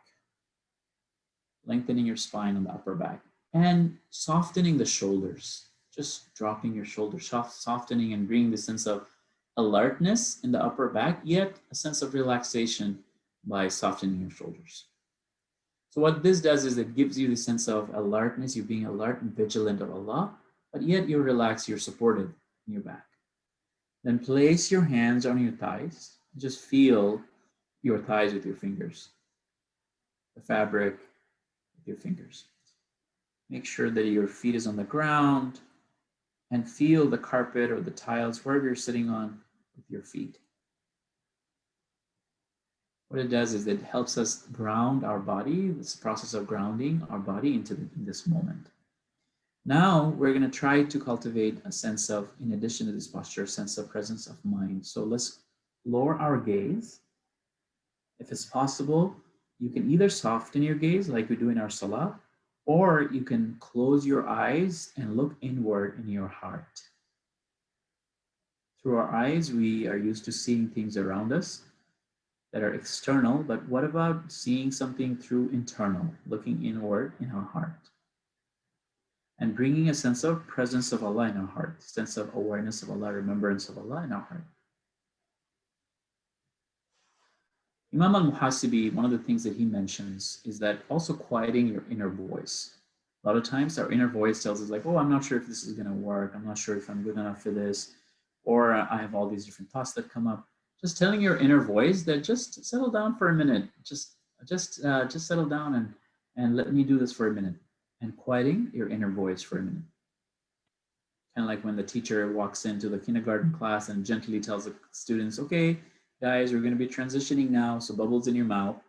And we're telling our inner voice to just bubbles in the mouth for a few minutes, just for a few moments, quieting our inner voice.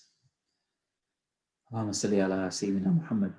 Allah subhanahu wa ta'ala says, وَلِلَّهِ الْأَسْمَاءُ الْحُسْنَى فَادْعُوهُ بِهَا. Allah has many beautiful names, so remember Him and reach out to Him through those beautiful names. Our scholar says that nothing increases our iman as much as the names and attributes of Allah. And then half of Tawheed is knowing Allah, and the other half is worshiping Him. Because if we don't even know Him, how can we worship Him? So let's make an intention that we're sitting in this sense of mindful meditation to reach out to Allah through one of His beautiful names, As-Salam. And we're asking Allah, making an intention that Allah subhanahu wa ta'ala gives us through His beautiful name, peace and tranquility. Let's start by taking a few deep breaths in, taking a deep breath in and then a long breath out.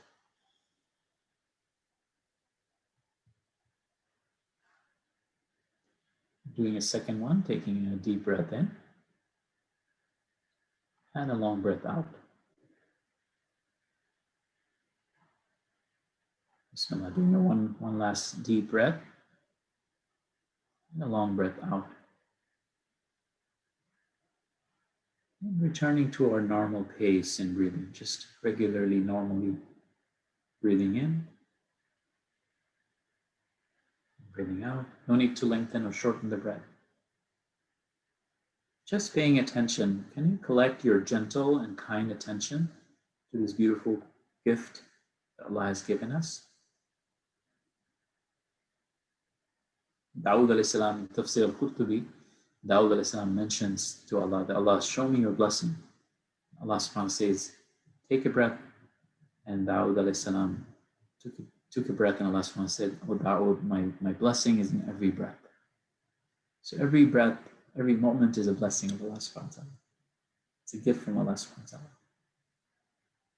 So collecting your mind on the process of breathing. Where do you feel the breath in your body? Perhaps placing your hand on your nostrils. Do you feel breathing in and breathing out as you place your hand on the nostrils? Or perhaps on your chest as you breathe in and breathe out. Or perhaps on your abs.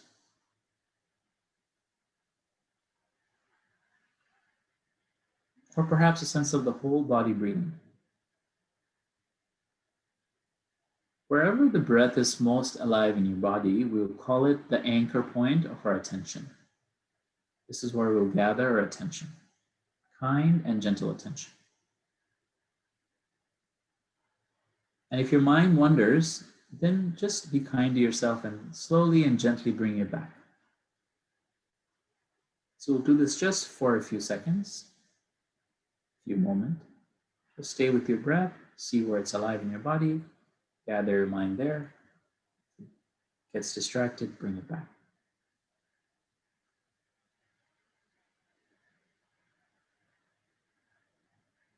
Continue to cultivate a presence and awareness and remembrance of Allah in your heart.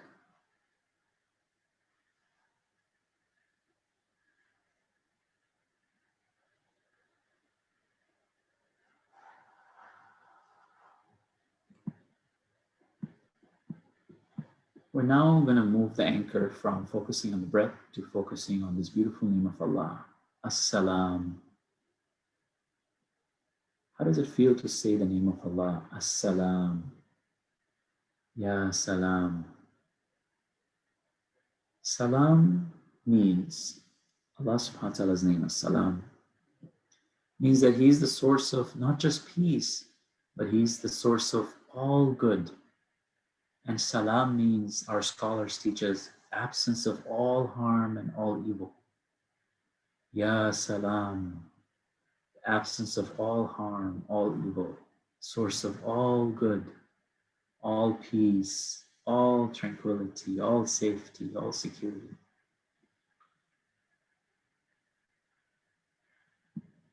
Remembering Allah with this beautiful name, Ya Salam, Ya Salam,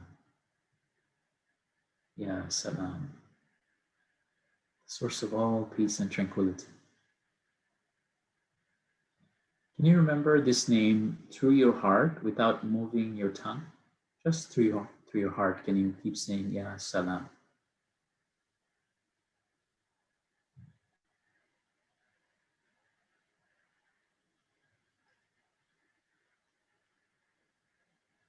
Now we'll visualize how it feels to receive this beautiful peace and tranquility from Allah subhanahu wa ta'ala. Salam is a source of all safety, all assurance, all security. All our worries, our anxieties can be replaced by peace, safety, and tranquility through As-Salam. Whenever you feel distracted, down, worried, anxious with challenges of this world, just taking a deep breath and remembering Allah in our heart, closing our eyes, and from the depth of our heart, reaching out to Him with this beautiful name, Ya Salam, Ya Salam. Bring to your heart this sense of peace in your heart. How does it feel to visualize the tranquility and peace of Allah descending upon your heart? Can you visualize as Allah is sending you peace in your heart? How does it feel?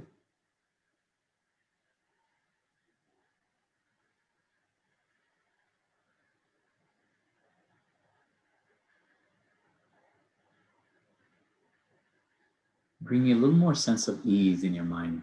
Bring a little more sense of ease and kindness and gentleness to your body. Let go of the stress and any difficulties. How about when you visualize that peace of Allah emanating, spreading from your heart to all parts of your body? Visualizing the peace emanating all the way through your hands, all the way down to your fingers, spreading all the way to your face, your eyes, your head, spreading all over your body, in your back, shoulders, spreading to your thighs, your legs, down to your toes. How does it feel to be embraced and encompassed in this beautiful peace of Allah subhanahu wa ta'ala? Ya Salam, Ya Salam.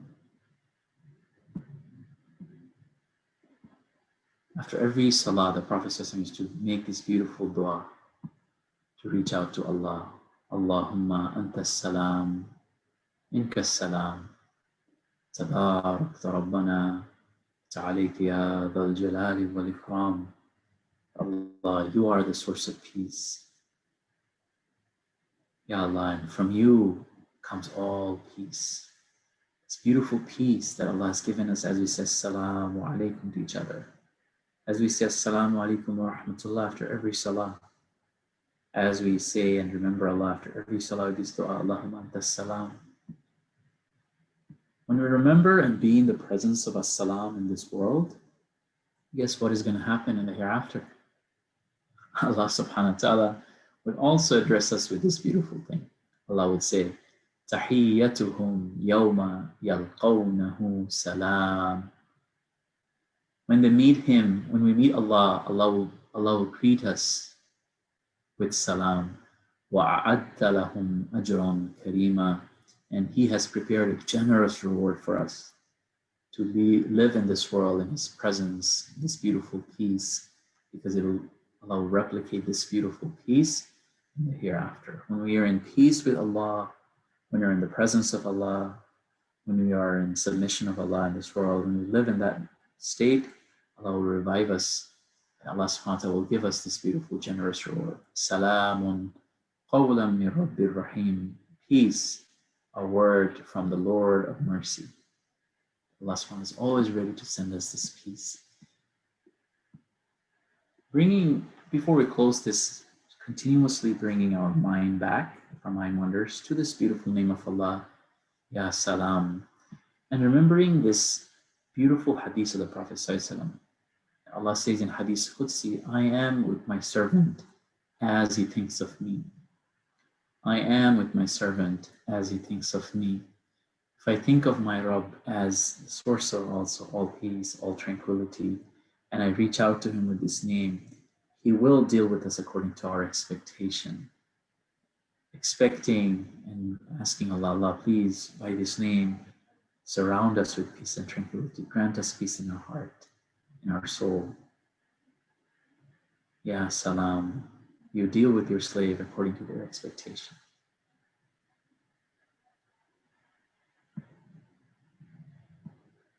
Always having the most positive expectation of Allah subhanahu wa ta'ala.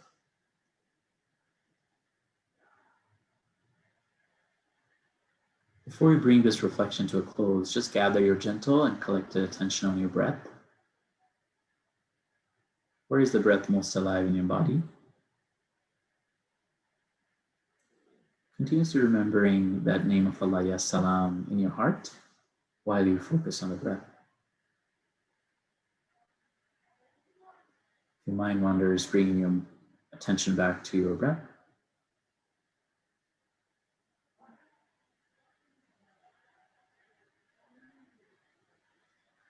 Allahumma salli ala Sayyidina Muhammad. Jazakallahu khairan. Inshallah, you can open your eyes and return to the room. That's it. Bismillah. So that was just a practice of Islamic mindfulness meditation.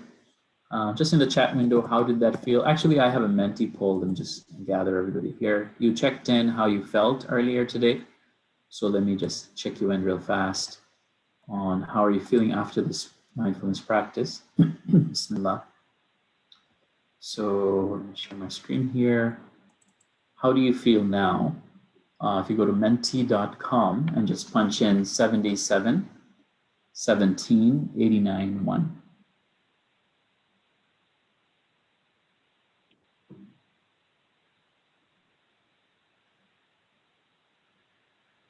So menti.com and 77 17 89 1. Just checking in. How do you feel after this practice?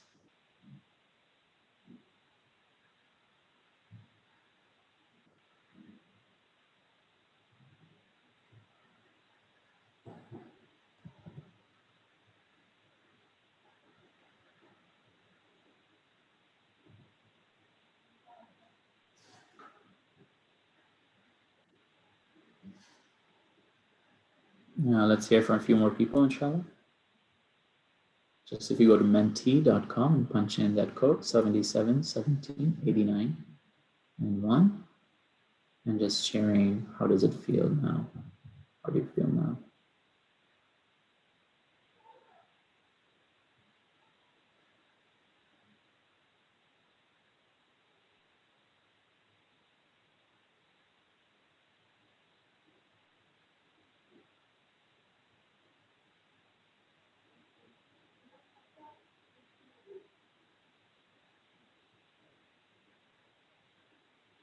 Okay, I'm not sure if there is any trouble getting in, but let's also then capture, oh, there's some more people that's just showing. Oh, there we go.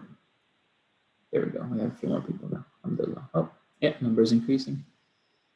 We have 5 out of 13. Focused, content, and positive.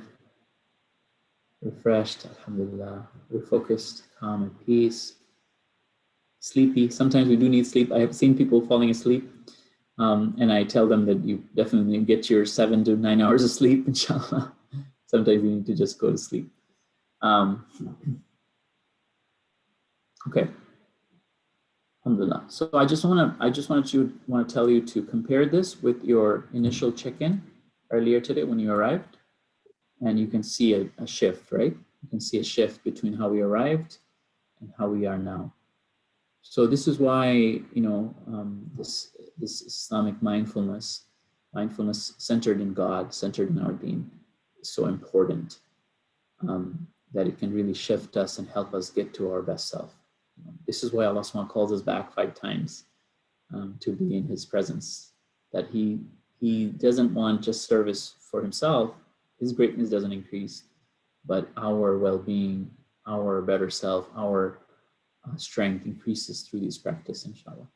So, so continuously practicing, taking just a few minutes and practice that for a few moments. Try to bring that awareness of the names of Allah before Salah, during Salah.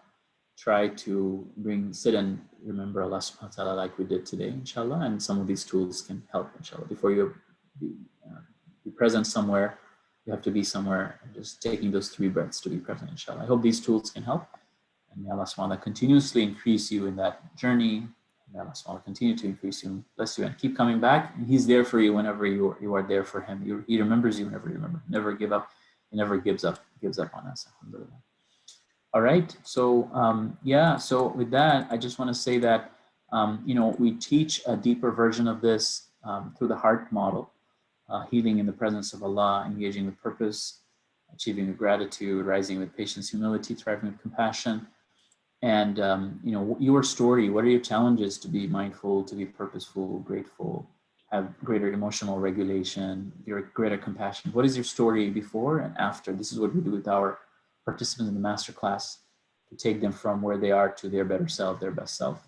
So I invite everyone to join us. We have it starting end of March, inshallah, the next masterclass. So we'll do it every Saturday morning through Ramadan. We're also building an app, Muslim mindfulness app. It's called Muraqabah. You can also sign up on the wait list there if you want to be notified when the app comes out, inshallah. It's Muraqabah.app. I think that's what the website is. Also, the Muraqabah.app is also the handle for our Instagram account. We're also doing meditations every Thursday on Clubhouse. If any of you are on Clubhouse, on Thursday nights, we do meditations there as well. So, Jazakallah khair, everybody. May Allah bless you. Inshallah, thank you for having me. I'm at your service. And inshallah, let's make du'as for each other. That Allah subhanahu wa ta'ala continue to increase us in this journey. Masterclass is you can sign up for waitlist, productivemuslim.com/mindfulness. This is the masterclass. Ustadh Bara, you have a couple of questions. I can answer those and wrap up, inshallah. Inshallah. Bismillah. So the two topics, want to appreciate the members, all members that were here, those that sent in questions ahead of time, just kind of helps you prepare for the session. And the topics that came in were, number 1, situations that are normally mindless, like I'm scrolling through a phone, and that tends to be my habit, certain part of the day, of course. In this community, the act of acting out sexually tends to be something that it's in that autopilot. So in those types of situations, advice about how to transform that into a time of productivity, a time of intentionality and presence. And the other was about somebody with some type of particular challenge. Perhaps it's something diagnosed like ADHD or Asperger's. Advice for just increasing concentration over long stretches of time, perhaps to support me in school or work, or just my pursuits in general in life. Those are the two that came up in the questions that came in beforehand. Yeah, Jazakallah khair. So for any clinical, things we normally refer, if anybody has like they need some type of, let's say, clinical cognitive therapy, or they need some type of clinical help in terms of just kind of practicing that, like someone needs a clinical level of support in terms of their attention training or reorienting their attention, then we refer them to clinical psychologists. But otherwise, in terms of just kind of like this mindfulness training that we're doing, mindfulness has been linked to really help with many of these things, mindfulness is more like a preventative mental health, mental, emotional well-being. If someone gets to a clinical level, then you get clinical support, but also continue to build this sense of mindfulness. So I would say that for attention, just kind of, even if it's smaller, start with something very small and just be present like we practiced today, just with the 5 names or a name of Allah, or just making dhikr la ilaha illallah, or just taking a 3 deep breath.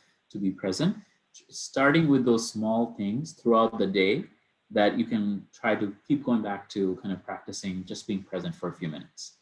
And that kind of starts to build up our brain to a little more, calm, or a little more, it shifts us slowly to that. People have done things like, from 15 minutes to they have done like, every day, 10 minutes, 15 minutes, 20 minutes. And there are some studies that say every day spend 20 minutes, but if you are when you're sitting down for wudu and you really focus at that moment, as you're washing your limbs, you're making dua to Allah. As you are in Salah, you're thinking of Allah subhanahu wa ta'ala. As you're making dhikr, as you're reading. So during the different worship as Muslims, we can also try to cultivate that presence. So it'll definitely be way beyond that 20 minutes mark every day. So keep kind of having that, doing that. And whenever you feel like your mind is distracted, don't judge yourself and don't beat yourself up, because you're not necessarily, wasting energy. Just like we said today, just be kind and gentle and bring it back, just start with an intention that I'm going to have a mindful conversation, or I'm going to sit in this be mindful of this project. You have to remember that we live in a time that our parents' generation, even forget about grandparents and beyond, did not live in this time where we were checking our device like 150 times a day on average, right? So it doesn't help. And they didn't have, these labels like ADHD and many other labels like that, but we are living in a distracted world. We're living in, people are continuously building things that distract us in terms of games, entertainment, and so on and so forth. So learning to kind of turn ourselves off from technology for a few hours a day is really important. Taking a technology fast once a month on a weekend, having no technology, going for a nature walk, or doing something that you love to do. Maybe you love to draw, maybe you love to write or read or walk or work out or be in the nature, whatever it is, swim, play, do those things, play a game that makes you really refreshed, but just be mindful of that, really enjoy that, right? It's important to just have that build a sense of well-being. It's not all hard work. Allah subhanahu wa ta'ala has given us all these beautiful things that we can do. And Allah did not tell us to do ibadah 24/7, right? He has given times for that, and other times He has given us all these beautiful things. This world Allah created for us to explore, and enjoy. So explore and enjoy. So that, I would just say that, just cultivating the no technology time, few hours of technology fast a day, few days of technology fast on the weekends. Those are some things in addition to just being a little more present. Inshallah, slowly it'll help us get to that. All right. So what was the other question about giving into your temptation? Is that what the other question was about? Just kind of finding release in that? The theme was specifically the member mentioned scrolling mindlessly on a phone or laptop, and I kind of generalized and said situations that tend to be, historically mindless times for us. Advice on changing that into being productive and intentional. Yeah, I think what I just said also matches that, right? What I just said, to take time whenever you feel that, like Allah says, la taqrabu, right? Do not even come close to an environment that, unnecessarily takes you out of that border. Like we talked about that framework where you're in the boundaries of Allah's pleasure. And we don't want to be on that, like right on the line of the boundary, right? That makes us kind of fall into the distractions. We want to be rather indoor, like inside somewhere, like where we are having a flow. And finding a purposeful thing that we do, like finding a really purposeful career or job, or even after job, maybe a purposeful hobby, whether it's volunteering somewhere or something, building that purpose. Like, how do I live my purpose, and doing that, right? For someone, it could be building an app for something good, right? Or it could be just like building a website or doing graphic design, or even building a board game. Different things. People are building different things, right? Building a healthcare startup. People have a lot of different passions. Finding that passion and building something that could be of service and use for people, and focusing your mind there. Because if somebody says read a book and you really hate reading books and you can't focus while reading books, then it's not going to work for you, right? So you have to find what works for you, what you are passionate about, and give more time, like basically redirect your time to that instead of mindless scrolling. Phones should be only when you have to like be there for something. Laptops, there are times for that. And there are times also, there are times during the day. There are times during the night that when we feel like we're going to be more distracted during those times, completely leaving the phone those times and bringing something that we like to do, maybe playing or building a puzzle or building, playing a board game or reading a book or writing something, whatever it might be, right? So that technology-free time is really important to build this. Going out in the nature, working out, all these are really important. In addition to the spiritual well-being. The spiritual presence is really important because that will fuel that the salah, but it has to be mindful with the presence of Allah, that the presence of Allah subhanahu wa ta'ala will heal us, will cleanse us. And we will keep asking Allah when you go to Him and say, Allah, I came to you and you cleanse me, and you purify me, and you bring me back and keep me on this path. So keep making dua and keep thanking Allah for whatever you're able to do so that Allah gives you more. So that's all I would say right now, but do practice what you learned today, some of the tools we talked about. Do practice those things also. When you get distracted, come back to some of these practices and see which one helps you. Different things, stick with different people. So come back to and practice some of them again, listen to the recording and see if it helps you. Bismillah. This has been such a gift, Ustadh. Jazakumullah khairan. You shared your presence with us and your time with us and your knowledge with us so generously. We're so grateful that we finally got to explore this topic, and we had such a generous presence with us to help us with that. Thank you so much, Ustadh. And thank you for everybody that sticked around this long, even beyond the time. Allah bless you and increase all of you, inshallah. Let's make a dua.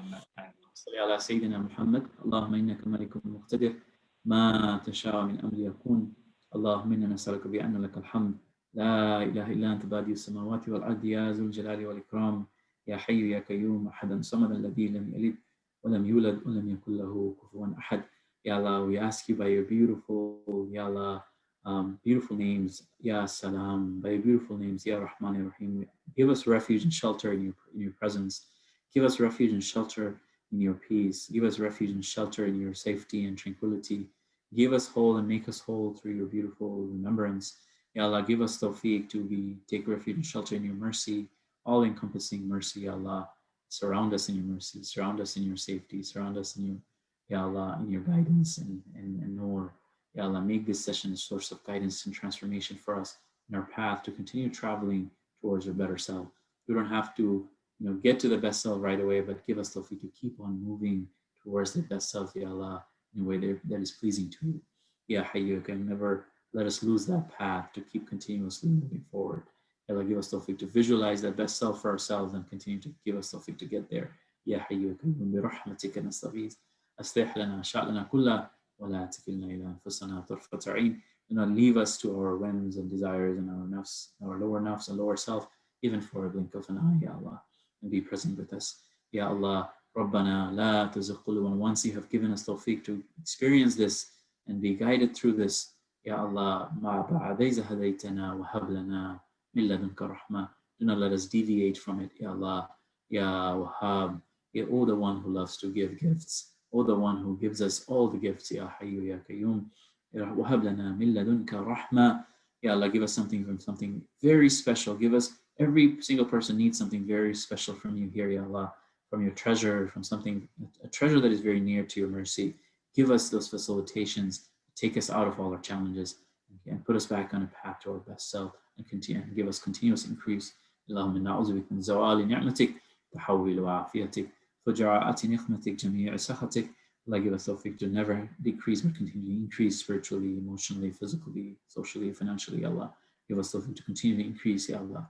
Ya Hayyu Ya Qayyum, Ya Hayyu Ya Qayyum. Give us tawfiq to continue to be steadfast and resilient and increase. لا تزغ قلوبنا بعد إذ هديتنا وهب لنا من لدنك رحمة إنك أنت الوهاب, the one who loves to keep giving gifts. Keep giving gifts, Ya Allah. Continue to keep giving gifts to us. Ya Hayyu Ya Qayyum. Ameen. Accept this dua from all of us. Ameen. Alhamdulillah, Ya Rabbil Alameen. Jazakallah khair. Assalamu alaikum wa rahmatullahi wa barakatuh.